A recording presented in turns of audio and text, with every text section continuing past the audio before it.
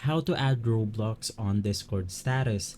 This is a step-by-step guide, so you should be able to follow easily.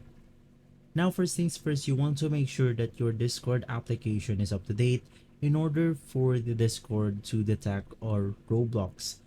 Now once inside Discord, you can just go ahead and click on the gear icon at the bottom of your screen. It is the user settings, and inside user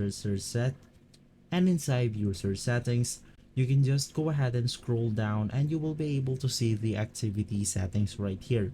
You want to click on activity settings and you want to make sure that the share your detected activities with others is turned on.